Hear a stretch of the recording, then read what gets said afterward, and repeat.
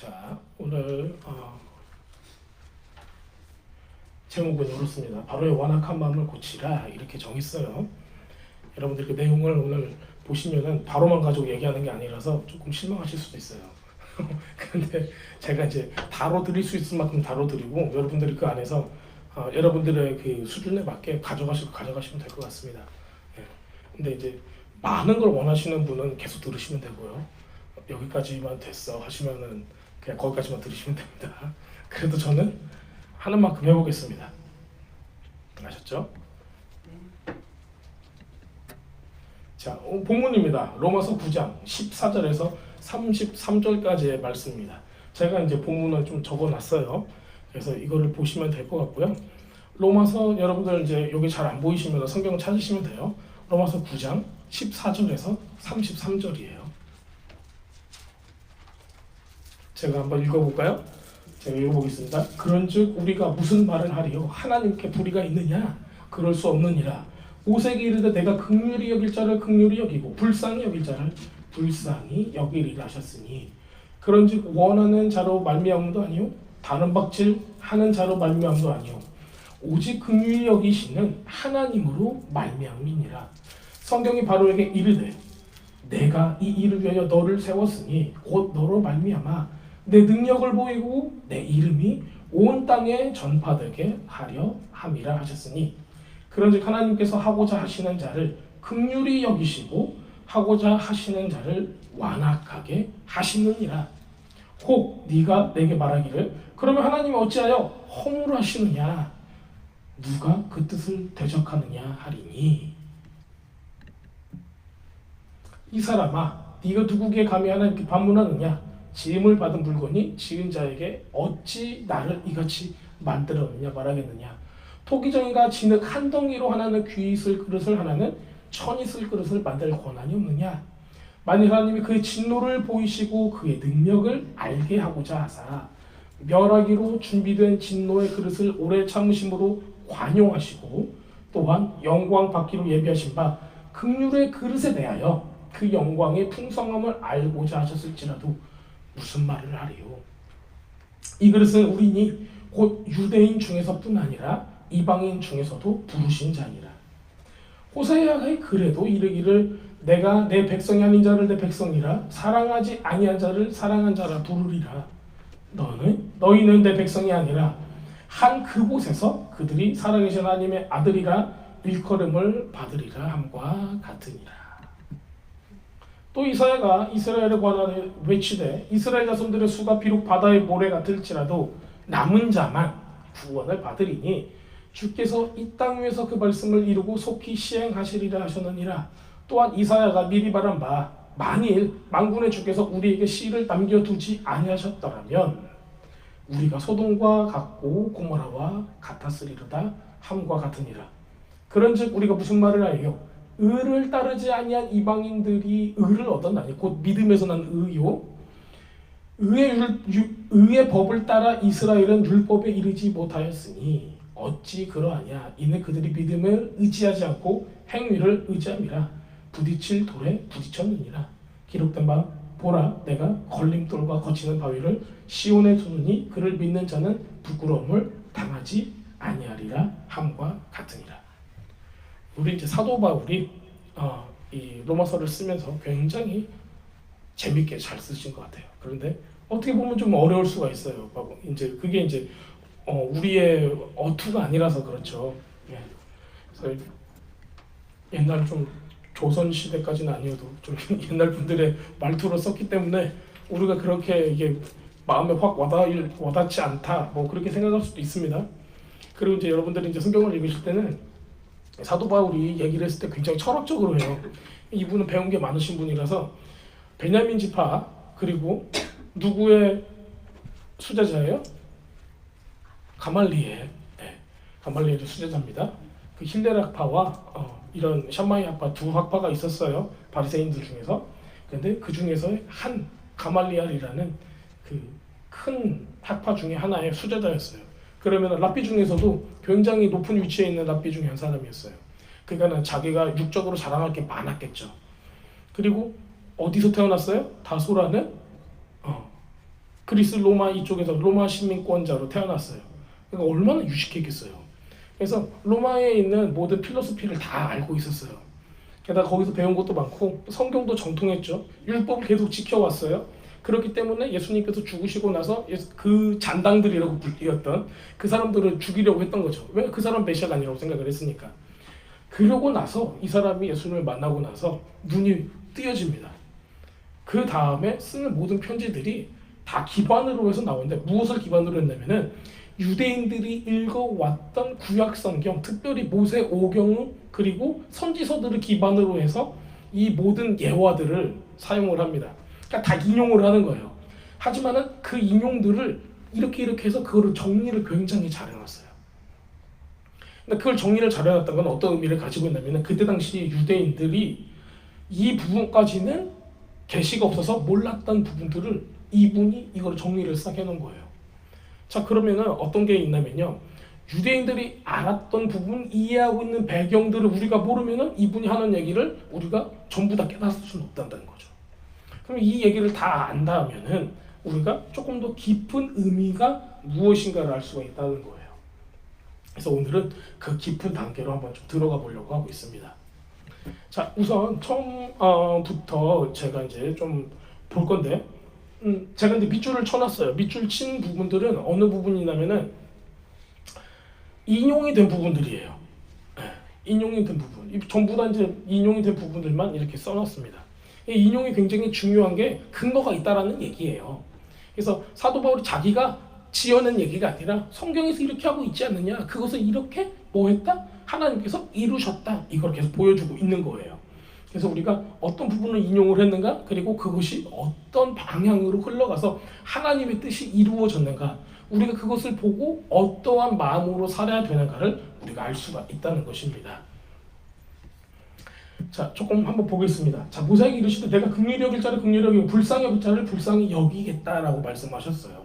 이게 어디 나오냐면요, 굉장히 많은 부분이 나오는데 출애굽기 33장 19절 이렇게 나옵니다. 여호와께서 가라사대 내가 나의 모든 선한 형상을 내 앞으로 지나가게 하고 여호와의 이름을 네 앞에 반포하리라. 나는 은혜 줄 자에게 은혜를 주고 긍휼히 여길 자에게 긍휼을 베푸느니라. 이렇게 기록을 하고 있습니다. 또 있습니다. 여기 뒤에 보면요, 내가 너를 위하여 세웠다 바로에게. 자, 이제 바로에게 이런 얘기를 했다는 거가 굉장히 재밌죠. 즉 이런 거를 너를 위하여, 이 일을 위하여 세웠다 한 사람 또 기억나는 사람 있으세요? 이 일을 위하여 내가 너를 세웠다. 자, 그럼 여기 조금 더 내려오게 하겠습니다. 이방인 중에서 하나님께서 이방인을 내가 너를 위하여, 이거 바로 이방인 이방인의 사도로 세웠다. 그거는 맞는 얘기인데 이방인이에요. 이방인인데 누구를 세운 적이 있으세요? 하나님이. 고레스 왕 기억나세요? 내가 너를 위하여 이 일을 위하여 세웠다. 자, 근데 고레스 왕은 좀 선한 역이잖아요. 그런데 바로 왕은 조금, 여러분들 하나님께서 세웠으면은 좀 좋은 역할을 하셔야지 바로 왕 같은 역할을 하시면은 여러분들이 조금 가슴 아파요. 그 자자손손 지금 이집트에 있는 사람들까지 전부 다 싸그리 우리는 바로 왕 쳐다볼 수가 있어요.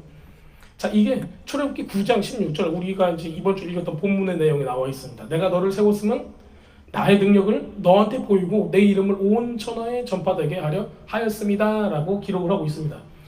자, 그게 진짜 이게 온 천하에 이게 전파가 됐나요? 진짜 그런 것 같으세요?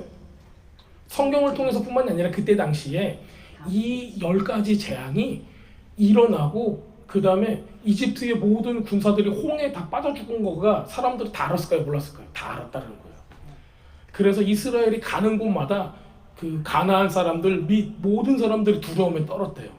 그런데 그렇게 두려움을 떨고 있는데 이 사람들이 뭐 했냐면요, 딱 이렇게 상을 딱 가가지고 스파이 하잖아요. 정탐을 하고 나서 어떻게 돼요? 이제 얼마 안 가서 이제 이게 자기네도 준비를 하고 있어서 저 사람들이 와서 우리 정복할 거야. 우리 이렇게 싸워야지, 저렇게 싸워야지. 너무 무서워 막 이러고 있는데 어떻게 됐냐면은 계속 광야에서 도는 거야. 이 사람들이 안 오고 40년을 그렇게 도는 거예요.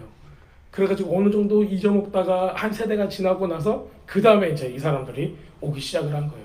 그래서 앞 세대가 다 죽고 다음 세대가 들어오는 거죠. 그 다음에 여리고성에 갔어도 라합이라는 사람이 그 얘기를 하죠. 이미 여리고성에 있는 사람은 마음이 녹아버렸습니다. 시온과 뭐 이런 그 거인들한테 그 나라들한테 한 내용들을 우리가 다 들었습니다. 그러잖아요. 그러니까 이것이 이미 그쪽 주변의 모든 나라에는 다 퍼졌어요. 하나님은 얼마나 두려운 존재로, 그리고 이스라엘 백성이 하나님과 함께하는 그 백성이 얼마나 대단한 존재인가를 그 사람들도 알았다라는 얘기예요.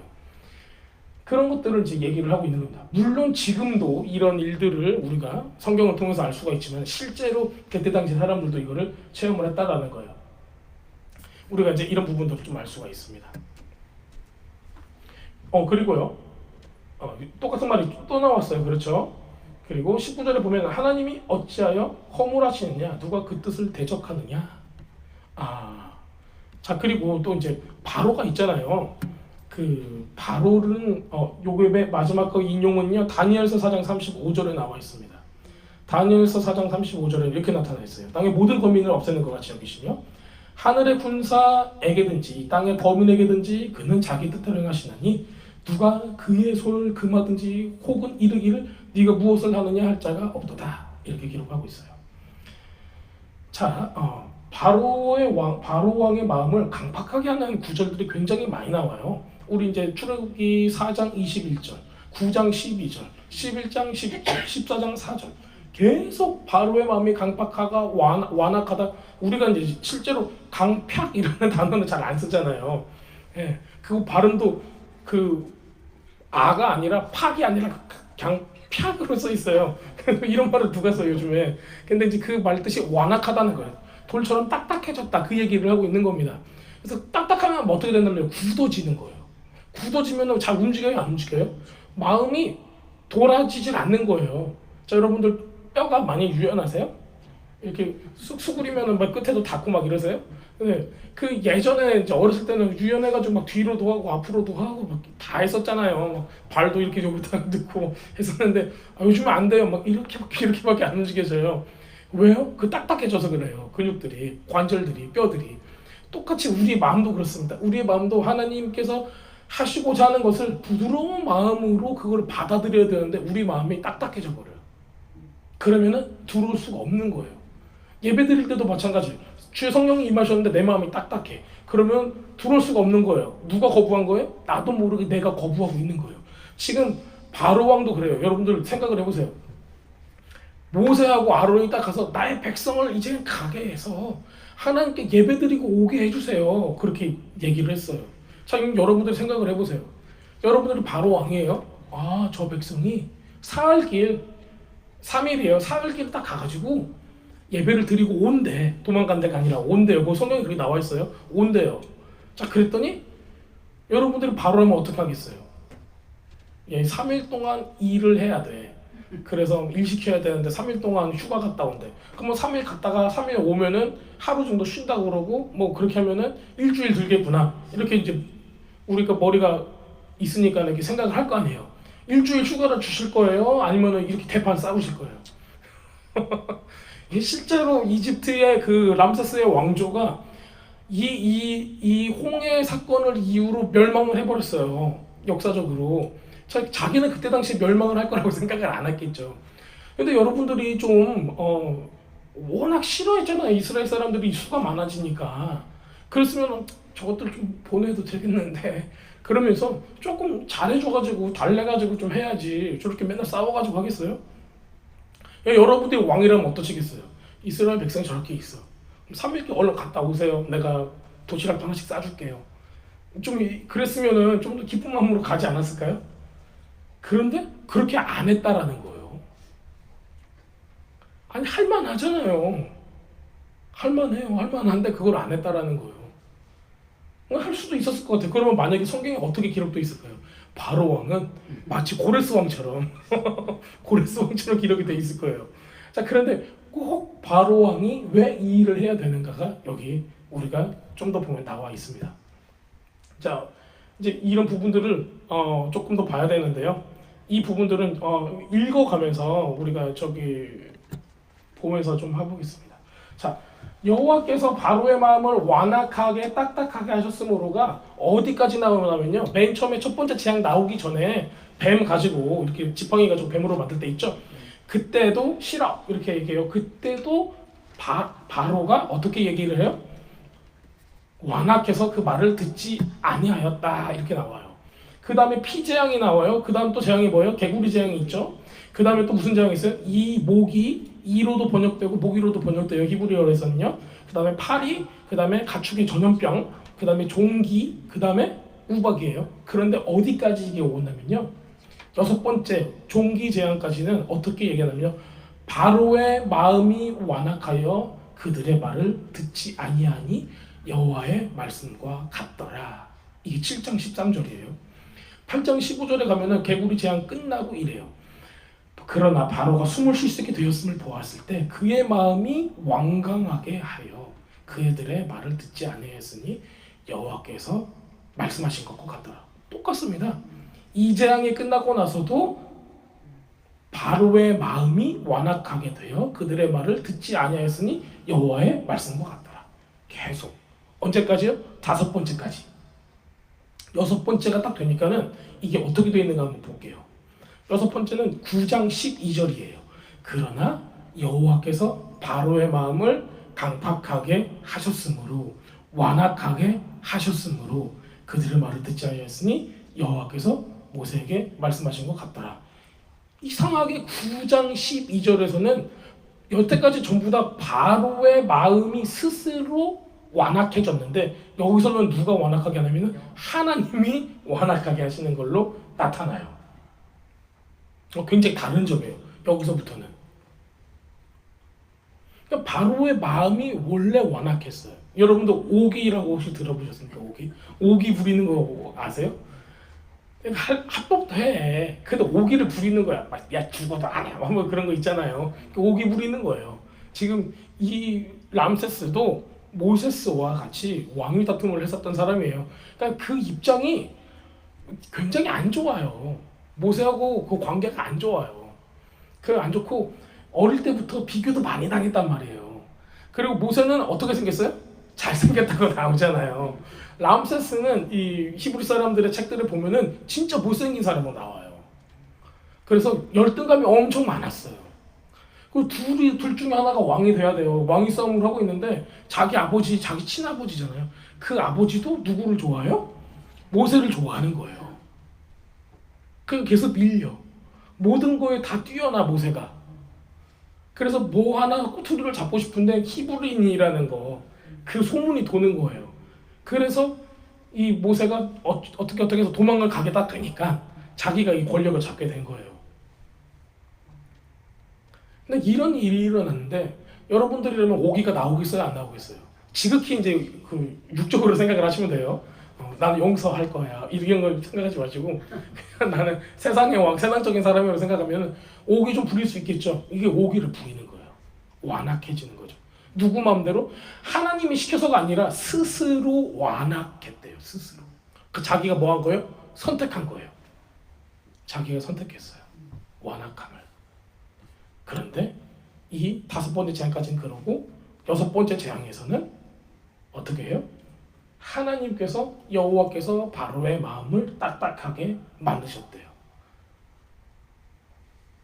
여기부터는 왜 그러냐면요. 이 요게 2개가 좀 있는 것 같아요. 하나님은 전지전능하세요. 하나님께서 모든 사람들의 온 우주에 행하고자 하는 것들을 이루고자 하는 것들을 이미 예정을 해놓으셨어요. 그래서 하나님의 섭리대로 이루어질 건 다 이루어져요. 이거 맞는 것 같으세요? 전지전능하시고 하나님께서 모든 거에 다 섭리하신다. 자, 그렇게 되면은 우리가 이제 신앙생활을 하고 있으니까 안 믿는 사람 있잖아요. 여러분들 주변에. 그리고 우리 아이들도 있고 요즘에 우리 젊은 세대들이 주님을 예배하고 만나고 하는 이런 기회들이 굉장히 많이 줄어들었잖아요. 근데 이런 것 가운데 우리가 두 손 두 발 다 놓고 있어요. 저도 그렇고요. 저도 이제 우리 아이들 보고 기도는 하지만은 뭐 교회는 데리고 가지만은 하나님을 만날 그런 계기가 필요해요. 자, 그런데 그 상황 가운데 하나님의 예비하심이 있고 하나님께서 하시고자 하신다면 그들을 다 만나 주시겠지 이렇게 생각하세요? 아니면은 내가 뭔가를 해야 될까 이렇게 생각하세요?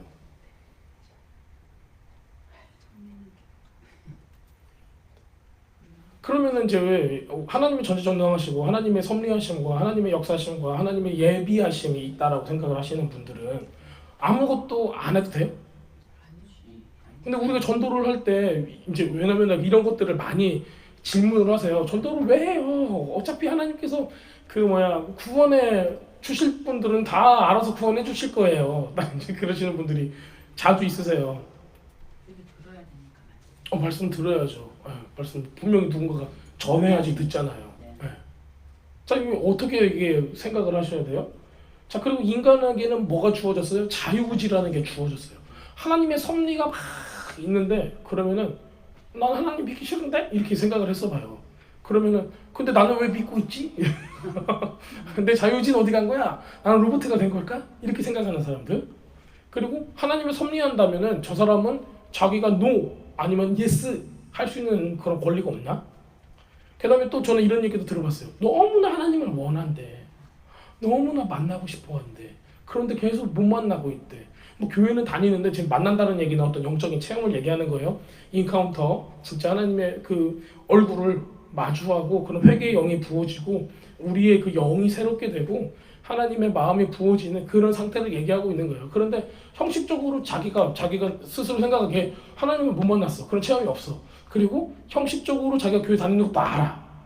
그런데 하나님 만나고 싶은데 금식도 해보고 성경 일독도 해보고 시간을 좀 정해서 기도도 해봤는데 뭐가 이렇게 그런 트라우마틱한 뭔가 일어나지 않는 거예요. 저도 어렸을 때 수련회 때 제가 중학교 3학년 때 수련회 때 너무 하나님을 깊게 만났어요. 그래서 좋아서 우리 친구한테 자랑을 했어요. 친구가 다음 년도 수련회 때 따라왔어요. 근데 그때 수련회는 제가 만났던 수련회하고 달리 굉장히 냉랭했어요. 프로그램 위주였어요. 그러니까 이 친구가 좀 실망을 하고 돌아갔어요. 노력을 했죠, 자기도. 노력을 했는데 막 찾았는데 이게 잘 안 된 거예요. 그래서 옆에서 할 말이 없더라고요. 하나님 마음인데 그거 어떡하냐. 자, 여러분들도 또 이런 상황 가운데 있을 수가 있어요. 우리는 이렇게 신앙생활하면서 퀘스천 마크가 굉장히 많아요.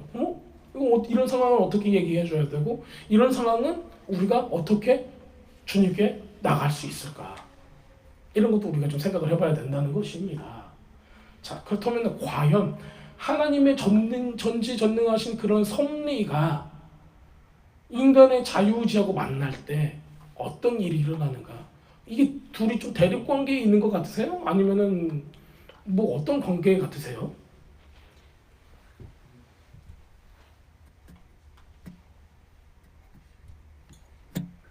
전도에 미련한 것으로 믿는 자들을 구원하시기를 기뻐하셨도다. 하나님께서.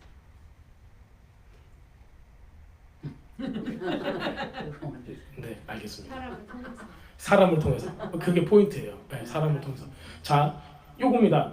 하나님께서 전지전능하세요. 그리고 모든 걸 다 섭리를 하세요. 그런데 하나님께서 천사를 통해서도 일할 수 있어요. 하나님 스스로도 일할 수 있어요. 그런데 어떤 거를 하시기로 마음을 딱 정하셨냐면은 사람을 통해서 역사하기로 마음을 먹으셨어요.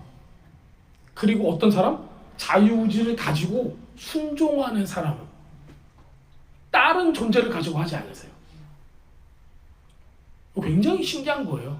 하나님께서는 모든 것을 다 아시고 모든 능력이 있으시고 모든 걸 다 할 수가 있는데 그럼에도 불구하고 우리같이 나약한 존재인 24시간 365일 중에서 하나님 생각하는 거는 일주일에 2시간에서 4시간 정도 있고 나머지는 다 내 생각만 하는 우리 같은 사람들 드라마 생각하고 뭐 좀 돈 생각하고 오늘 밥 뭐 해야 되나 그 성경에서는 뭐라고 나와요?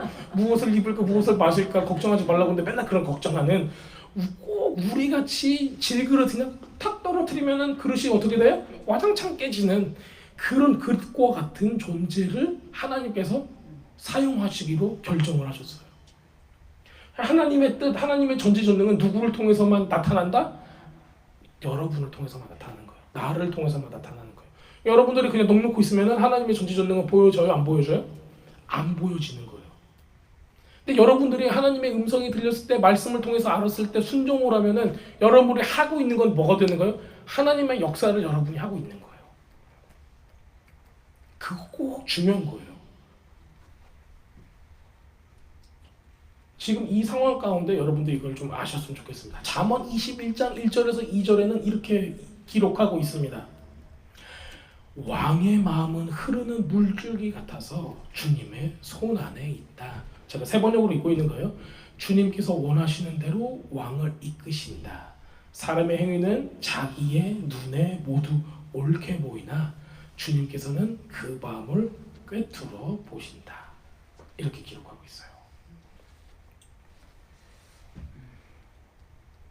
사람, 이제 우리는 잠깐만, 저는 왕이 아닌데요, 이렇게 생각할 수도 있어요. 그런데 주님께서 우리를 무엇으로 부르셨어요? 왕 같은 제사장으로 부르셨고, 또 우리가 신부로, 우리가 주님의 군대로 주님과 같이 마지막 날이 되면은 어떤 존재가 돼요? 다스리는 존재가 되는 거예요. 다스린다라는 거는 왕이라는 뜻을 가지고 있겠죠. 그렇죠? 자, 그래서 우리 얘기를 하고 있는 거예요. 우리의 마음은 흐르는 물줄기 같대요. 자, 그러면 하나님의 손 안에 있대요. 하나님의 손에 우리의 마음이 있는 거예요. 그래서 주님께로 원하시는 대로 우리를 어떻게 하신다? 이끄신다. 근데 조종이 아니라 이끄시는 거예요. 여러분들 요거를 잘 아셔야 되는데, 컨트롤하는 거하고 가이드하는 거하고 달라요. 가이드하는 건요, 여러분들 자, 여기에 뭐가 있습니다 했어요. 그랬더니 이 똑똑한 친구가 거기 없을 것 같은데 하고 딱 간 거예요, 다른 데로. 그랬더니 거기 진짜 없지. 가이드 해주던 그분이 여기 화장실 있다고 했을 때 가면 화장실이 있는데 거기는 화장실 있을 장소가 아니야 하고 저쪽으로 갔어요. 아무리 찾아봐요, 화장실이 나오는가 못 찾는다니까요. 컨트롤은 뭐예요? 저 사람을 계속 컨트롤하는 거, 여러분들 잘 아시는 그 컨트롤 있죠? 네. 막 뒤에서 뭐 하게 해, 뭐 좀 하게 해 하는 그런 거 있죠. 푸시해서 만드는.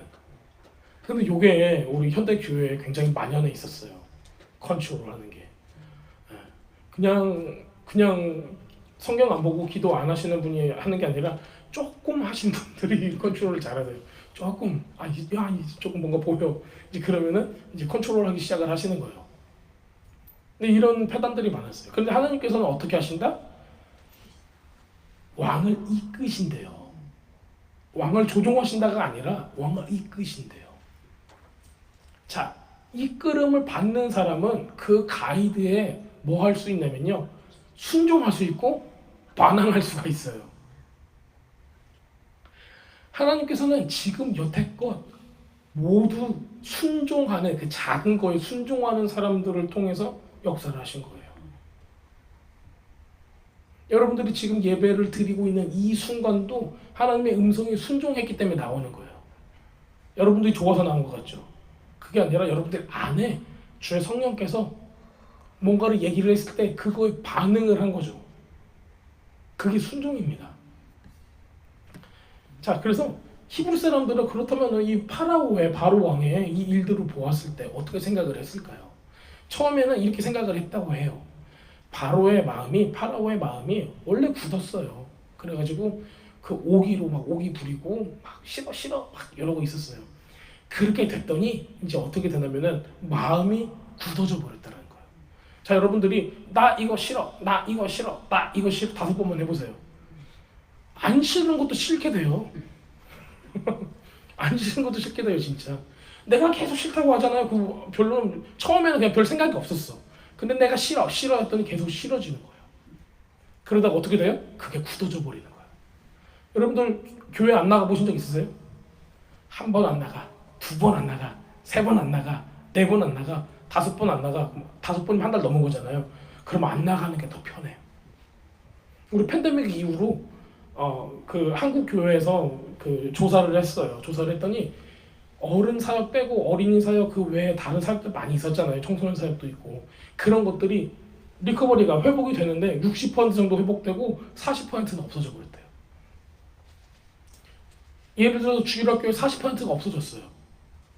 그러면은 옛날같이 주일학교를 할 수가 없다라는 거예요. 그래서 작은 교회들은 이 40%가 어떻게 되냐면은 한두 명밖에 없다는 거예요. 작은 교회들은. 그러니까는 이거를 누가 와서 봉사를 하겠어요? 못 하겠어요. 아무것도 못 하는 거예요. 그래서 큰 교회로 다 몰아넣는 거예요. 그래서 큰 교회로 애들 한두 명 있는 교회에서는 큰 교회로 데리고 가요. 그래서 큰 교회에서 주일학교를 해요. 그럼 애기 엄마 아빠는 어떻게 돼요? 우리 애가 저기 가니까 나도 저기 가야 돼. 애들 케어해야 되니까. 그래서 대형 교회로 몰리는 현상이 있어요. 대형 교회로 몰리니까 어떻게 되냐면요. 중소교회들 있잖아요. 다 죽어요 이제. 다 애기들 없는 할머니들만 이렇게 잔뜩 모여 있어요. 그렇게 돼버렸어요. 청년도 없어요. 왜냐면 청년들도 큰 교회에 다 청년들이 있으니까 그쪽으로 넘어가는 거예요. 한 명이라도 내가 더 만나려면 사람을 그렇게 넘어가 버린 거예요. 대형 교회는 또 어떻게 되냐면요. 대형 교회로 집중이 되니까는 뭐 어떤 분들 대형 교회 목사님은 뭐 대형 교회도 할 일이 있습니다. 뭐 이렇게 얘기하시는데 할 일이야 있겠죠. 잘해야 되지. 그 상황 가운데 어떤 현상이 일어나면 사람들이 이제는 마음이 뭐라고 할까? 적극적이질 않아요. 딱 그 시간에 가서 앉아 있다가 멋있고 교양 있게 우아하게 이쁜 옷 입고 갔다가 앉아서 따고 나오고 나서 그냥 모든 하나님께서 원하시는 거를 다 했다고 생각을 하는 거예요. 그런 착각에 빠지는 거예요. 그런데 이제 그런 분들하고 제가 대화를 해보면은 성경에 대한 지식도 없고요. 하나님과 지금 내가 어떤 대화를 하고 있는가가 없어요. 무슨 얘기냐면요. 하나님께서 우리를 어디로 지금 항상 몰아넣으세요? 고난으로 몰아넣으세요. 왜 그러냐면 우리를 어떻게 하기 위해서? 빚으시기 때문에. 우리에게 믿음을 주기 위해서. 우리 믿음의 여정이 죽기 전까지 계속 된단 말이에요. 그런데 여러분들이 이 믿음의 여정에 나는 가고 싶지 않아요. 할 수 있을까요? 없을까요? 있다고요. 여러분들이 그냥 파라오처럼 바로왕처럼 마음을 단단하게 해서 싫어 이렇게 하시면은 그냥 교회 가갖고 앉았다가 나오고 교회 갔다가 앉았다 나오고 딱 그렇게 하면 딱 그렇게 되는 거예요. 근데 믿음의 여정은 우리한테 주님께서 요구하시는 게 많아요. 내 백성을 가게 해. 그런데 파라오의 입장에서 뭐냐면은 우리의 인력이야. 막 하루에도 막 벽돌을 몇 장을 만들고 건물을 몇 개를 세우는 그 장정만 60만이잖아요. 자, 여러분들이 생각을 해보세요. 여러분들이 60만의 장정을 데리고 있어요. 이 사람들을 일시킬 수가 있어. 60만 명. 60만 명이 진짜 빵 만든다고 생각해. 빵 반죽 한 번만 해도 빵이 60만 개가 나오는 거예요. 얼마나 대단해요. 60만 개 빵 하나씩 들고 가고 사람들 막 저기 배고픈 사람한테 나눠주면은 진짜 너무 많은 사람들을 다 먹여 살릴 수가 있는 그런 거가 되는 거예요. 60만 명이 반도체 공장 가서 만들어봐요. 반도체가 얼마나 많이 나오겠어요. 엄청난 숫자가 나요. 근데 그 숫자를 지금 나가게 하라. 그 얘기를 하는 거예요. 똑같아요. 주님께서 우리에게 요구를 하신단 말이에요. 근데 우리한테 다가오는 건 어떤 느낌이에요? 엄청난 걸 요구하신다. 우리 하나님은. 우리 하나님은 나한테 너무 큰 걸 원하셔. 실제로 근데 큰 게 아니거든요. 이스라엘 백성이 파라오, 그러니까 바로 왕의 소유예요? 아니었죠. 옛날도 아니었고 지금도 아니었고 이후에도 아니잖아요. 또 지금 우리 삶에 하나님께서 뭔가를 원하실 때, 이건 내 건데 왜 달라고 하시지? 이게 원래 우리 거예요? 우리가 태어날 때 막 돈 딱 들고 통장 딱 들고 태어났어요? 뭐 갖고 태어났는데 뭐 다 내 거라고 생각하세요? 그러니까 제가 드리고 싶은 말씀은 이 파라오의 바로 왕의 완악한 마음은 어디에 있다? 요 안에 있다는 겁니다. 여러분들 마음 안에 있다는 거예요. 그래서 주님께서 계속 보여주는 거예요. 하나님의 뜻을. 그리고 우리한테 무엇을 촉구하시는 거예요? 하나님의 마음과 하나로 합해지는 것을 요구를 하시는 겁니다. 그래서 우리의 삶 가운데 내가 하나님을 어게인스트 하는 게 있는가 보셔야 돼요. 찾기가 처음에는 어려워요. 근데 이걸 찾아내셔야 돼요. 그래서 그 부분이 여러분들이 처리가 되면은 그 다음 단계로 우리는 갈 수가 있습니다. 그 다음 단계는 뭐냐면 하나님과 더 가까워지는 단계를 이야기를 하는 겁니다. 그런데 이거를 계속 반대 안 하면요 어느새 굳어져 버려요. 그게 굳어지면은 말씀이 안 들어가요. 여러분들 그런 거 경험해 보셨어요? 사람의 고정관념, 생각은 얼마나 단단한지 몰라요. 그래서 여러분들이 나는 이걸 이렇게 배웠어. 근데 다른 인포메이션이 들어오잖아요. 설마 그럴 리가 없는데 그거를 막 튕겨내요. 귓등으로도 안 들어요. 그게 어디서 나오냐면요, 여러분들 기성세대하고 새로운 세대들이 우리 무슨 얘기를 해요? 세대 차이 뭐 이런 얘기 하잖아요. 또 어떤 단어를 쓰죠? 아저씨들한테 꼰대 뭐 이런 거 쓰잖아요. 왜 그러면 그 사람들 바뀌어요, 안 바뀌어요? 안 바뀌어요. 왜냐면 이렇게 단단해져 있는 거예요. 생각이 굳어져 있는 거예요. 근데 예수님 믿는 사람들은 말씀을 대할 때 굳어진 마음, 굳어진 생각을 가지고 성경을 읽으시면 안 된다는 거예요. 주님 앞에, 주님 말씀 앞에서는 항상 여러분들 마음을 부드럽게 하셔야 돼요. 말랑말랑하게 하셔야 돼요. 그리고 항상 겸손한 마음으로 말씀을 대하셔야 돼요. 성경을 읽을 때 말씀드리는 거예요. 성경을 읽을 때 와, 다른 내용이네? 안 봐. 이렇게 하시면 안 되고 마음을 항상 열고 막 너무 부드러운 이 떡반죽 같은 그런 부드럽게 말랑말랑하게 만든 다음에, 자, 여러분들 말랑말랑 하잖아요. 빵을 만들 때 말랑말랑 하면은 우리 한라빵 만들 때 보면은 6개로 그 빵 반죽을 길게 이렇게 한 다음에 머리 꼬듯이 이렇게 해요. 그 머리 매듭하듯이. 그러면은 예쁜 그 모습으로 빵이 구워져요. 근데 이게 만약에 땅땅해져 있다고 생각을 해보세요. 아, 이렇게 꼬으려고 하는데 푸석 하고 부러져 버릴 거잖아요. 그러니까 하나님께서 원하시는 형상으로 만들어지지 않는다는 거예요. 하나님께서 여러분을 하나님의 형상으로 만들고 그 믿음으로 가게 하기 원하시는데 어떻게 돼요? 철푸덕 하고 그냥 부러져 버리는 거예요.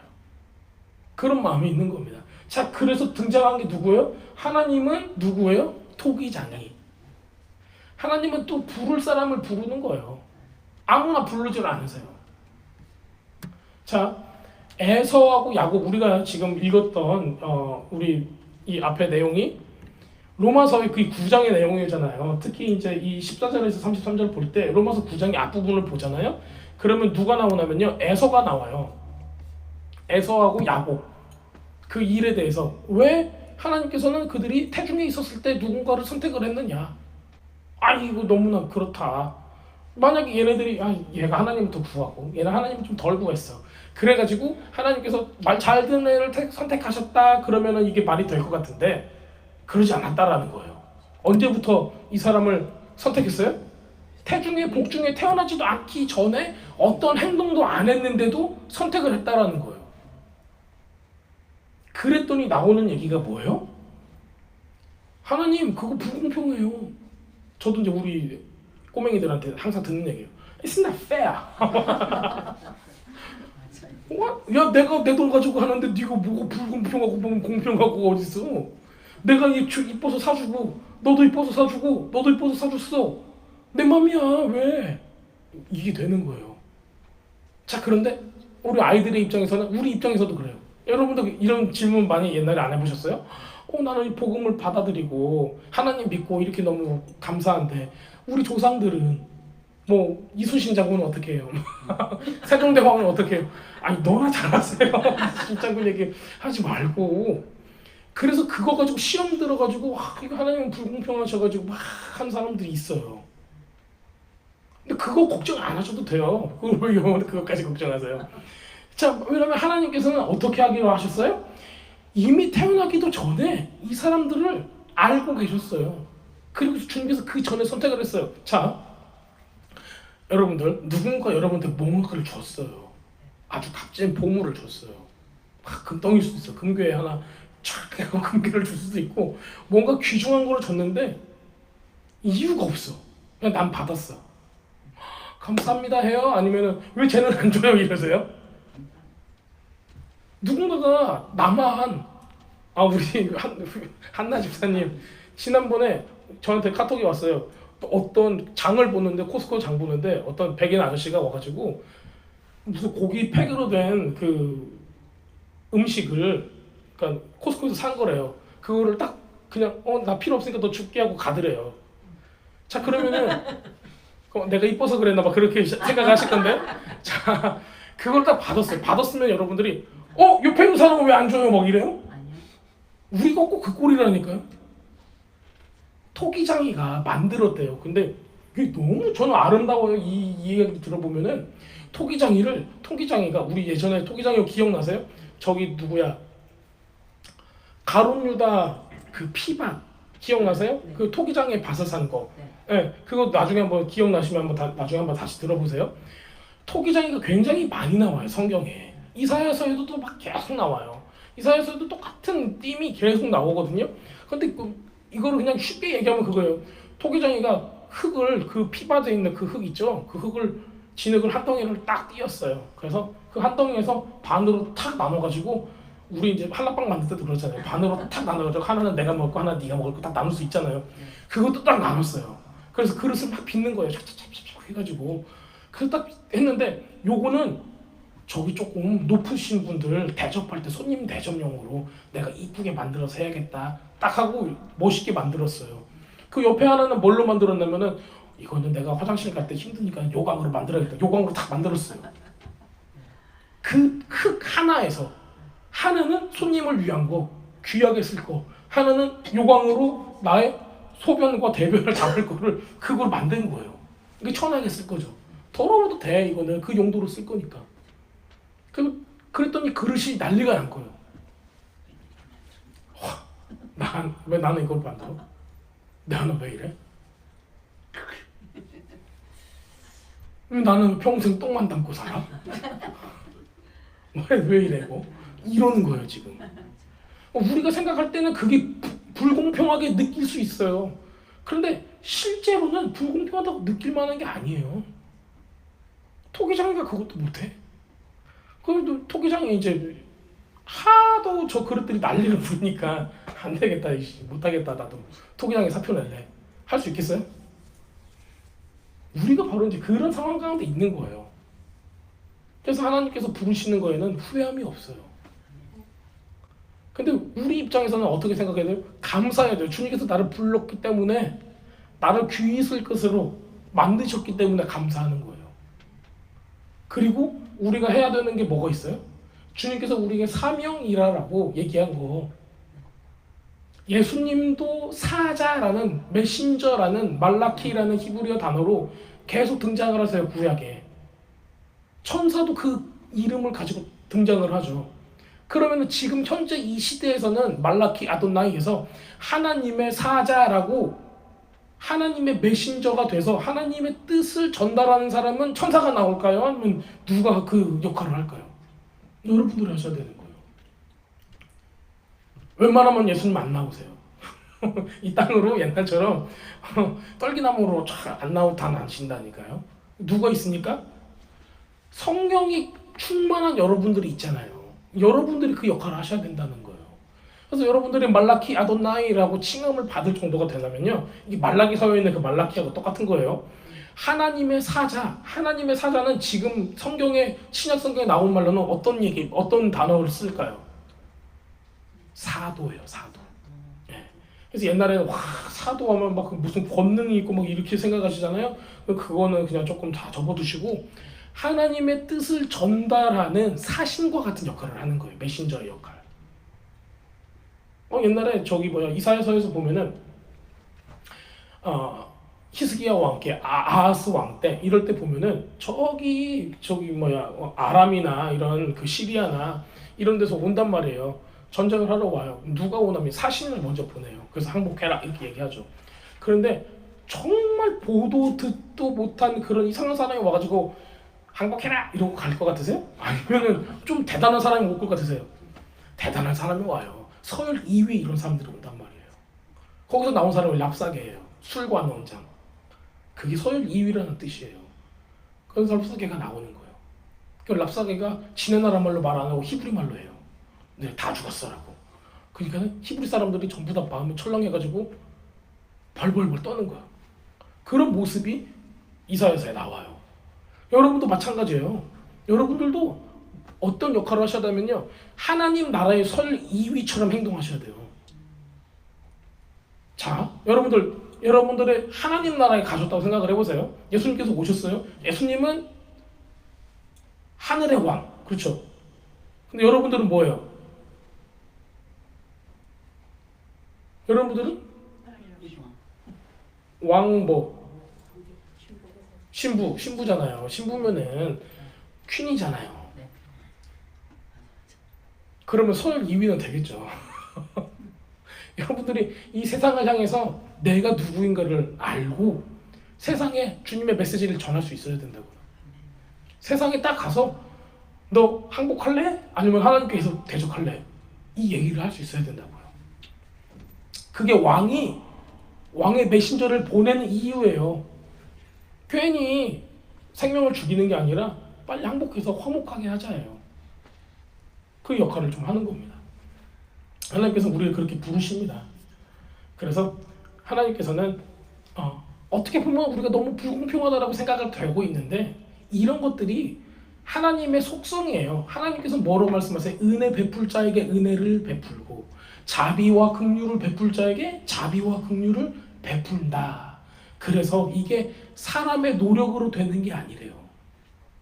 내가 막 열심히 해서 되는 게 아니래요. 그거를 사도 바울은 뭐하고 연결시켜요? 구원하고 연결을 시키고 있는 거예요.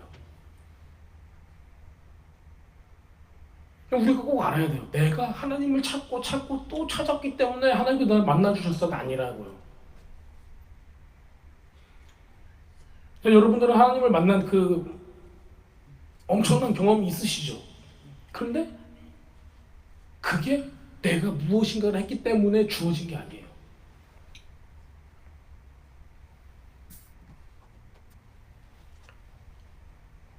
한 가지만 더 말씀드리겠습니다.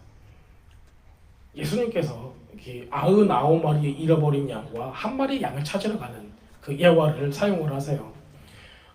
그 이야기가 실제로 그 고대근동 사회나 이쪽 베두민들 사이에 그 목자들이 있잖아요, 목동들이 그 이제 얘기를 딱 예전에 이제 조사를 했어요. 근데 논문으로 나온 얘기인데 무슨 내용인가를 봤더니 요거예요. 양들이 조금 이렇게 버르장머리 없는 양들이 있어요. 말 잘 안 따르고 그 양치기 강아지들이 막 하면 잘 몰아가는데 거기서 꼭 한두 마리들이 이렇게 좀 빠져나가는 거예요. 도망을 잘못 가서. 그러다가 야 호신난다 하고 뭐 이제 산 넘고 강 건너고 산 하나 또 넘고 가다 보면은 이제는 어떻게 되면 길을 잃는 거예요.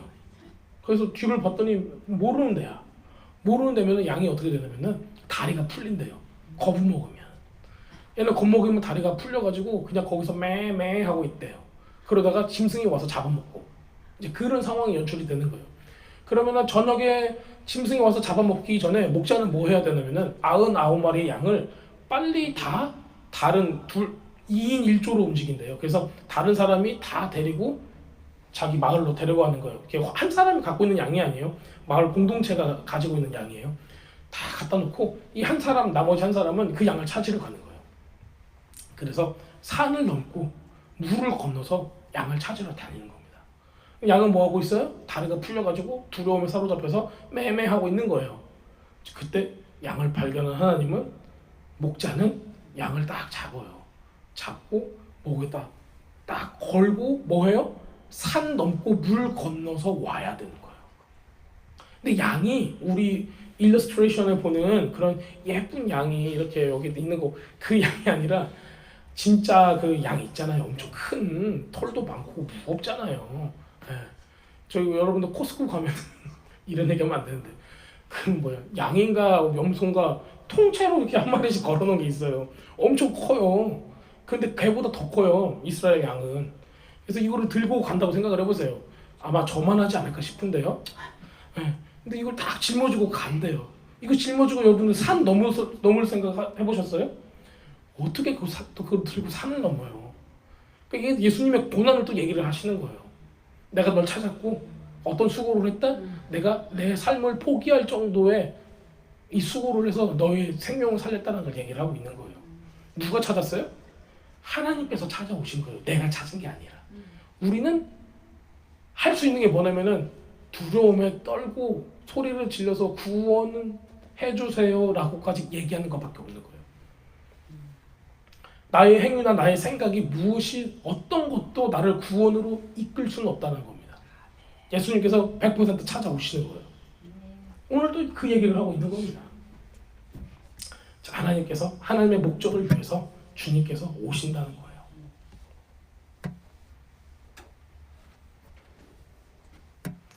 자, 그렇다면 우리가 어떤 게 또 남았냐면요. 호세아서를 통해서 우리가 볼 수 있는 게 있습니다. 호세아서는 우리 아까 읽은 것 중에 26절 26절도 나오고 호세아를 여기니까 25절도 나오네요. 그렇죠? 네. 여기를 한번 좀 보도록 하겠습니다. 23절 있는 쪽.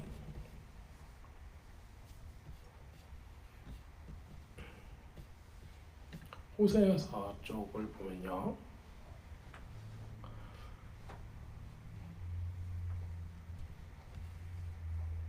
자, 호세아서 쪽을 좀 보도록 하겠습니다. 자, 호세아 2장 23절입니다. 2장 23절. 자, 내가 나를 위하여 이 땅에 심고 긍휼히 여김을 받지 못하던 자를 긍휼히 여기며 내 백성이 아니었던 자에게 향하여 이르기를 너는 내 백성이라 하리니 저희는 이르기를 주는 내 하나님이시라 하리라. 그리고 호세아 1장 10절에 이렇게 나타나 있습니다. 그러나 이스라엘 자손의 수가 바닷가의 모래같이 되어 측량할 수도 없고 셀 수도 없을 것이며 전에 저희에게 이르시기를 너는 내 백성이 아니라 한 그곳에서 저희에게 이르기를 너는 내 사신 하나님의 자녀라 할 것이라. 이렇게 기록을 하고 있어요.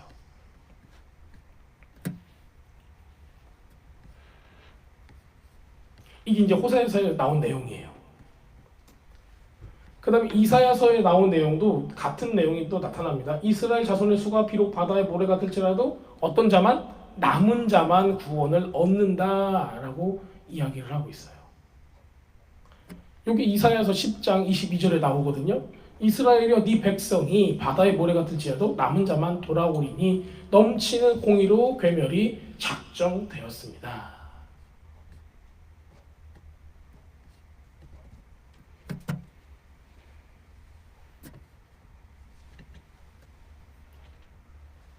자, 그렇다면요. 우리가 이것을 어떤 걸 볼 수 있냐면요. 호세아서를 통해서는요. 어떤 게 된다면은 열방을 구원하겠다라는 내용이 여기에 나와 있어요. 우리가 이제 앞에 봤던 그 내용들 있죠? 그 호세아서의 내용을 보면요. 이렇습니다. 긍휼히 여김을 받지 못하던 자래요. 누구겠어요? 이방을 얘기하고 있는 거예요. 그 사람들을 향해서 지금 너는 내 백성이라 이렇게 얘기를 하신대요. 그 다음에 이스라엘 자손한테도 얘기를 하고 있는 거예요. 모래처럼 떡 됐는데 너희는 내 백성이 아니라 한 그곳에서 저희에게 이르기를 이제 이 사람들이 회복이 돼요. 그리고 나서 그곳에서 너희는 다시 하나님의 자녀가 될 것이다. 이 두 가지를 이야기를 하는 겁니다. 그래서 호세아서를 통해서는 열방을 구원하고 그 다음에는 누구를 구원해요? 이스라엘을 회복시켜서 구원돼서 결국에는 새로운 한 사람으로 만들겠다. 이 말씀을 이 구절을 통해서 하고 있는 거예요. 자, 그렇다면 사도 바울의 머릿속에는 어떤 게 있냐면요. 구원은 누구의 주권이다? 하나님의 주권이다. 하나님께서 선택하는 거 그걸 우리가 뭐라고 할 수가 없다. 그리고 토기장이가 귀하게 쓸 것, 천하게 쓸 것을 하듯이 하나님의 주권에 달려있다. 이 얘기를 하고 있는 겁니다. 그 다음에 나오는 거가 뭐냐면요. 이 호사에서 이야기를 하고 있는 거예요. 그러니까 우리는 보통 여기까지 했으면은 사도 바울이 파라오의 바로 왕의 이야기를 하고 그 다음에 토기장의 이야기를 했으면은 하나님 맘이구나. 하나님 구원은 역시 주님 앞에 달려 있습니다. 박수 끝 이렇게 돼야 되는데 거기서 끝나지 않았다라는 거예요. 그게 어디까지 왔냐면요. 이 구원을 받은 게 다 우리들인데 그러면 이방인이 거기에 껴버렸잖아요. 그러니까 유대인들 입장에서는 아니 그래 그럼 하나님의 뜻이라고 봐. 하나님의 뜻이고 그래 우리를 주님께서 선민으로 선택된 민족으로 우리를 불렀잖아. 그러니까 우리는 거기 딱 맞는 거야. 우리는 거기 합당해 하고 너무 좋아하고 있는데 갑자기 거기 그 무리 안에 유대인이 아닌 이방인이 껴있단 말이에요. 그럼 사람들이 이제 쳐다보겠죠. 그럼 이 사람은 뭐야? 이 사람도 그럼 하나님이 선택한 거야? 근데 그게 받아들이지 않는 거예요. 이 사람들한테. 여러분들 그런 거 있으세요? 여러분들 다 누군가가 왔어. 딱 와서 예배를 딱 드리고 있는데 그 마리화나 냄새 아시죠? 그 냄새가 풀풀 풍기는 아저씨가 들어왔어. 그럴 수 있잖아요. 예전에 이제 저희 예배 막 드리는데 밤에 막 예배를 드리는데 같이 기도합시다 그러고 기도를 하고 있었어요. 기도할 때 눈 뜨고 안 하잖아요. 눈 감고 하잖아요. 근데 기도하다 있다가 눈을 이렇게 살펴시 이렇게 왔다 갔다 하면서 눈을 딱 떴는데 어떤 호meless 아줌마 하나가 들어왔어요. 그래서 저 사람도 기도하러 왔나 보다 하고 열심히 기도했어요. 그리고 나서 랩탑이 없어졌어요. 어떤 사람의. 이제 우리는 이런 어떻게 실질적인 돌발 상황을 좀 보긴 하는데 누군가가 우리 안에 잘 모르던 사람들이 들어오면은 우리는 어떻게 생각할 수가 있냐면은 우리 중에 하나가 아닌데 너무 힘들어 이렇게 생각할 수가 있어요. 근데 그 똑같은 생각이 누구한테 왔냐면은 유대인들한테 온 거예요. 왜 이방인이 계속 구원을 받지? 쟤네들은 율법도 안 지키고 하는 게 하나도 없는데? 그래서 그 얘기가 나온 이유가 뭐냐면요. 그게 혈통 때문에도 아니고 네가 의를 추구해서도 아니야. 왜냐면 너의 행위로 어디까지 가려고 해서 율법에 이른다는 얘기는요. 율법을 완성한다는 얘기예요. 그런데 실제로 613가지의 율법을 어려서부터 지켜온 사람이 누구예요? 사도 바울이잖아요. 네, 사울이에요, 사울. 사울이 그 모든 율법을 어렸을 때부터 지켰대요. 지켰는데 누구를 몰랐어요? 예수님은 몰랐어요. 근데 예수님께서 그 길가에서 빛으로 임하셨을 때 예수님을 만나잖아요. 그러고 나서 이게 내가 율법을 지켜서 만나준 게 아니구나. 주님께서 날 찾아오셔야지 내가 만날 수 있는 거구나. 거기까지 들어간 거예요. 그리고 나서 유대인들한테 하는 얘기가 다 그거죠. 여러분들은 아무리 지켜보세요. 거기 갈 수가 없어요. 하박국서에서 뭐로 나와 있어요? 오직 의인은 뭘로 산대요? 믿음으로 말미암아 산대요. 제가 어저께 그저죠. 금요일 저녁에 믿음에 대해서 잠깐 얘기했었죠. 믿음은 어떤 거예요? 믿음은 하나님의 말씀을 믿는 거예요. 그 언약을 믿는 거예요. 그거를 믿을 때 그게 믿음이 돼서 구원까지도 우리가 이룰 수 있는 거예요. 그게 가장 중요한 거예요. 근데 행위로는 그거에 나온 뭐라고 할까? 그 상징만 아는 거예요. 상징만. 절대로 사람이 완성할 수 없는 게 율법이에요. 사람이 완성할 수 없기 때문에 누구를 찾게 되는 거예요? 그보다 그 이상의 능력이 있으신 구원자를 찾게 되는 거예요. 거기까지 가게 하려고 한 건데 사람들이 거기까지 안 가는 거죠. 내가 더 잘 지켜서 사람들 마음에 대단한 사람이 돼야지 이 정도로 끝나는 거예요. 잠언 28장 14절에 이렇게 나타나 있습니다. 늘 두려워하는 마음으로 사는 사람은 복이 있지만 마음이 완고한 사람, 딱딱한 사람은 재앙에 빠진다. 세 번역이에요. 또 그러면 하나님께서 우리를 어떻게 하시는가? 바꾸신다는 거예요. 우리의 생각을 바꾸신다는 거예요. 우리 마음이 부드럽게 해서 우리가 말씀으로 예배로 우리를 계속 하나님께서 우리를 만지작거리시면은 우리의 마음이 그때부터 바뀌기 시작해요. 잠언 16장 9절에 이렇게 나와 있습니다. 사람이 마음으로 자기 앞길을 계획하지만 그 발걸음을 인도하시는 분은 주님이십니다. 이게 그냥 나는 가만히 있는데 하나님께서 나를 인도해 간다는 얘기가 아니에요. 우리가 뭐 해야 되는 거예요?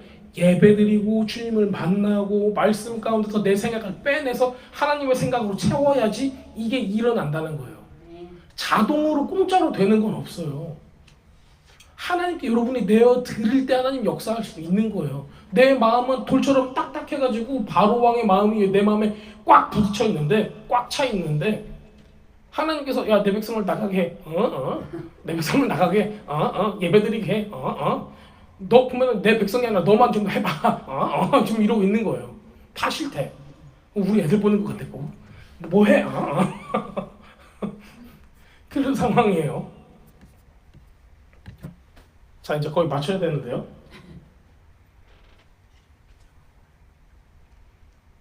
내가 써놨지만 무슨 얘기인지 모르겠다. 자, 입이 많아서 그래요. 자, 그러면 제가 마치기 전에 거의 마지막 부분을 한번 하고 여러분들하고 마치려고 하고 있어요. 자, 좀 이야기를 좀 드려볼게요. 결국에는 하나님의 주권이 내 순종하고 하나가 됐을 때 하나님의 역사가 이루어진다는 거예요. 그러니까 우리의 딱딱한 마음을 어떻게 해야 돼요? 우리 안에 있는 바로 왕을 이제는 회개로, 예배로, 그 다음에 주님의 말씀으로 부드럽게 만드세요. 그리고 우리가 조그만 거 여러분들이 막 너의 목숨을 내놔 하나님께서 그런 거 안 하세요. 그냥 예배부터 나와, 헌금해, 또 헌신해, 이런 거 있잖아요. 쉬운 거, 너희 자녀를 위해서 기도해, 열방을 위해서 기도해. 아니면 지금 불난데 저 사람들이 마음이 막 부드러워져가지고 주님을 찾을 수 있도록 기도해, 이런 거 있잖아요. 그런 거부터 순종을 해 나가시면 되는 거예요. 그럴 때 여러분들의 하나님께서 역사할 수 있는 통로가 여러분들이 되는 거예요. 아멘. 하나님께서는 천사를 요즘에 안 쓰세요. 누구만 써요? 여러분들만 쓰신다고요. 제발. 천사는 그냥 우리 깜짝 놀래키려고만 쓰시지 천사가 일은 안 해요. 여러분들이 천사 같은 존재라고요. 아멘. 자, 그런데 여기 퀴즈 들어갑니다. 유대인의 조상은 누구예요? 아브라함이에요. 아브라함. 예, 아브라함. 근데 그 아브라함은 실제로 봤더니 유대인이라는 건 여러분들 나중에 이제 우리 이제 좀 어떤 컬처럴한 어떤 지역적이고 문화적인 것과는 살기 때문에 주이시라고 하면은 유대인들을 얘기를 하는 건 좀 아시잖아요. 그래서 이스라엘 가면은 유대인들이 살고 있어요. 그렇죠?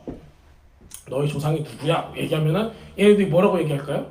아브라함 이렇게 얘기해요. 최브라함이 아니라 아브라함이라고 얘기를 하는데 분명히 이 아브라함은 어디서 나와요? 아람 땅에서 나와요. 어디서부터 나오라고요? 너의 본토 친척 아비 땅에서 나와라. 아람 땅에서 강 건너서 왔어요. 그래서 이 사람을 뭐라고 불러요? 히브리 사람이라고 불렀단 말이에요. 그러면 실제로 유대인은 누구냐는 거예요. 아니 너 유대인 아브라함이 유대인이라고? 아니라고요. 아브라함은 유대인의 조상이잖아요. 네, 그런데 아브라함은 가나안 땅에서 안 살았잖아요. 이방인이잖아요. 어떻게 보면은 아람 땅에서 왔으니까. 자, 그럼요. 아람 땅에서 온 이방인인 아브라함이 유대인의 조상이 됐다라는 얘기예요. 자, 근데 아브라함한테는 뭐가 있었어요? 하나님이 언약을 맺었다라는 거예요. 그 언약 때문에 그 씨를 통해서 지금 누구까지 있는 거예요? 유대인이 있고, 그 다음에 그 씨를 통해서 그와 하나 된 이스라엘이 하나 된 우리 같이 믿는 사람들이 생겨났다라는 거예요. 자, 그러면은 이 고대 사회에서 저 사람이 언약이 있냐 없냐는 무엇으로 표를 삼았어요? 할례로 표를 삼았대요. 그 할례가 뭐냐면요, 마음의 할례라고 들어보셨어요? 네. 돌같이 굳어진 딱딱한 마음을 재서 어떻게 만들래요? 마음을 부드럽게 만들래요. 여러분들 그 예수님께서는 씨앗을 뿌리는 비유를 하세요. 어떤 땅에다가 해요? 돌처럼 딱딱한 밭에 따는 게 아니죠. 네. 부드러운 옥토밭에 한단 말이에요. 엉겅퀴가 있어도 안 돼요. 그 모습을 지금 여기서 보여주고 있는 거예요. 할례는요 똑같습니다. 할례는 겉에 있는 피부를 잘라냄으로써 그 안에 있는 속살이 나오게 하는 거예요. 딱딱해진 부분을 잘라내는 거예요. 그래서 여러분들 심령 깊은 곳에 있는 부드러운 마음이 나타나게 하는 거예요. 그것을 얘기를 하고 있는 거예요. 자, 그렇다면요, 하나님께서 하나님의 말씀인 언약으로 누구를 세우셨어요? 유대인의 조상인 아브라함을 세우셨고, 그거하고 똑같은 언약이 있는 사람들을 이스라엘이라고 부르시는 거예요. 성경에서는 계속 사도 바울도 똑같이 얘기하고 있어요. 육적인 이스라엘 후손이 구원을 받는 게 아니라 남은 자들만 나타난대요. 남은 자들만. 그게 없었으면 소돔과 고모라처럼 되었을 거래요. 남은 자들에 대해서 얘기하고 있는 거예요. 자, 그러면요, 그들의 후손인 유대인, 이것을 히브리 말로 하면요 예후다라는 거예요. 예후다. 자, 그러면요, 이 예후다 사람들, 유다 사람들 있잖아요. 유다는 무슨 뜻이에요? 하나님을 찬양하는 사람들이에요. 예수님께서 오셨을 때, 마지막 때 예수님께서 재림하실 때 어떻게 해야 돼요? 바루카바 베시엠 아도나이 하고 주님의 이름으로 오시는 자여 찬송하리로다 해야지 마지막이 된다라는 얘기잖아요. 그렇죠? 자, 그런데 우리를 무엇으로 부르셨어요? 그 찬양하는 사람, 예배자로 부르셨다라는 거예요. 그러니까는 예후다인 유대 사람이라고 부르는 거는 찬양하는 사람이라는 거예요. 예배 드리는 사람이라는 거예요. 그 사람이 누가 조상이에요? 언약을 가지고 있는 아브라함의 조상이라는 거예요. 조금 이어지세요?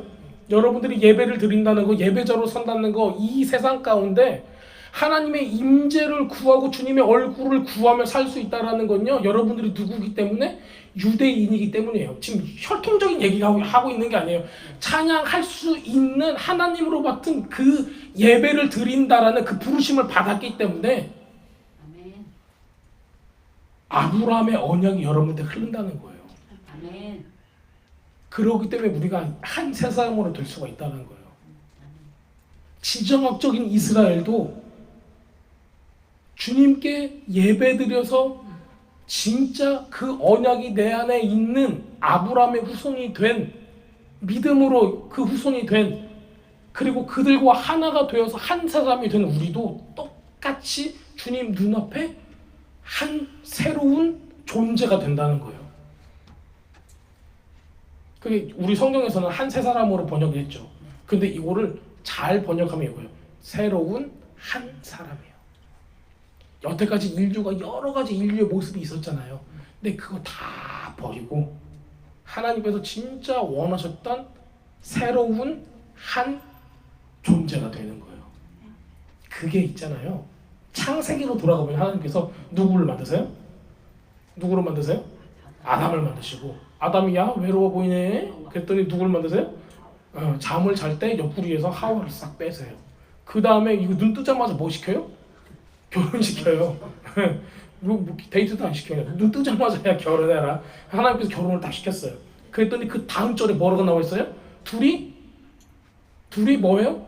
연합하여 한 몸을 이루지니. 연합해서 한 몸을 이룬대요. 이게 그 이야기예요. 연합해서 한 몸을 이룬다는 거예요. 근데 그 머리가 누구예요? 예수님인 거예요. 그럼 무엇을 지금 우리가 회복하고 있는 거예요? 무엇을 회복하는 거예요? 맨 처음에 창조 때의 사람의 모습을 회복을 하는 거예요. 자, 이게 남자와 여자가 연합하는 걸 수도 있어요. 자, 유대인과 이방인이 연합하는 걸 수도 있어요. 하나님과, 그러니까 예수님과 그 신부인 교회가 연합하는 걸로 또 나와요. 쉐마 기도에 보면은 쉐마 이스라엘 아도나이 엘로헤누 들으라 이스라엘아 오직 하나님 한 분이신 하나님이시니 이렇게 나와요. 한 분이신이라는 뜻이 에하드라는 단어라고요. 에하드는 숫자 넘버 원이 아니라 같이 모여서 하나 되다 연합되다라는 뜻의 하나예요. 우리 가족은 한 가족 그러잖아요. 우리 가족은 근데 5명인데 하나가 될 수 없는데 이러면 안 돼요. 한 가족이 돼야 되는 거예요. 그러듯이 한 가족이 된다라는 거예요. 우리가 주님과 한 가족이 돼야 돼요. 한 마음이 돼야 된다는 거예요. 정말 레스토랑 가서 뭐 먹을래? 난 저기 갈래? 넌 여기 갈래? 밥을 뭐 먹으러? 야 그냥 집에 가서 밥 먹자. 야 라면 끓여 먹자. 이렇게 되는 거예요. 그거 하나도 우리 못 정하잖아. 그거 하나도 못 정해. 우리 그 연습을 하는 거예요. 계속. 신앙생활이 그거예요. 연습하는 거예요. 계속. 그래서 주님을 닮아가는 겁니다. 자, 오늘 여기까지 들었으면 여러분들 굉장히 많은 걸 들었어요. 이게 그냥 처음에는 파라오의 마음을 이렇게 해가지고 하나님께서 어떻게 했나 보다 이런 얘기가 아니에요. 자, 그 다음에 딱 또 듣다 보면은 이거 토기장의 이야기가 나오네. 하나님 마음대로라는 얘기구나. 이렇게 들으셔도 안 되는 거예요. 그거 이상이 있는 거예요. 결국 어디까지 왔냐면 주님과 우리가 하나 되고 그 주님과 우리가 하나 될 때 무엇이 필요하다? 우리의 굳은 마음을 완악한 파라오의 마음을 내 안에 있는 그 마음을 어떻게 해야 된다? 부드럽게 해야 된다. 그게 바로 할례의 모습이고 그 할례는 결국 어떤 거에 대한 상징이에요? 언약을 갖고 있는 사람의 상징이라는 거예요. 그게 바로 유대인이라는 거예요. 이스라엘이라는 거예요. 그 유대인의 진짜 뜻은 예배드리는 찬양하는 사람이라는 거예요. 그 예배자들이 지금 필요하다고요. 그 사람을 통해서 이 땅을 변화시킬 수가 있다고요. 율법과 내가 뭐 하겠습니다 하는 열심을 가진 사람이 아니라 진짜 주님의 얼굴을 구하는 예배자들이 필요하다고요. 그 사람들이 순종해야 되고 그래야지 이게 변화가 된다고요. 열심인 사람은 자기 열심으로 하다가 뭔가 좋은 일이 있으면 박수치고 다 끝나요. 그리고 그 사람이 죽으면 끝이에요. 근데 예배는 계속 남아요. 그 예배의 영을 계속 흘려보낼 수가 있어요. 여러분들이 이런 하나님의 마음을 잘 아셨으면 좋겠습니다. 자, 오늘 내용을 가지고 여러분들의 마음에 오시는 것들이 있으면요, 계속 같이 기도하는 시간 갖도록 하겠습니다.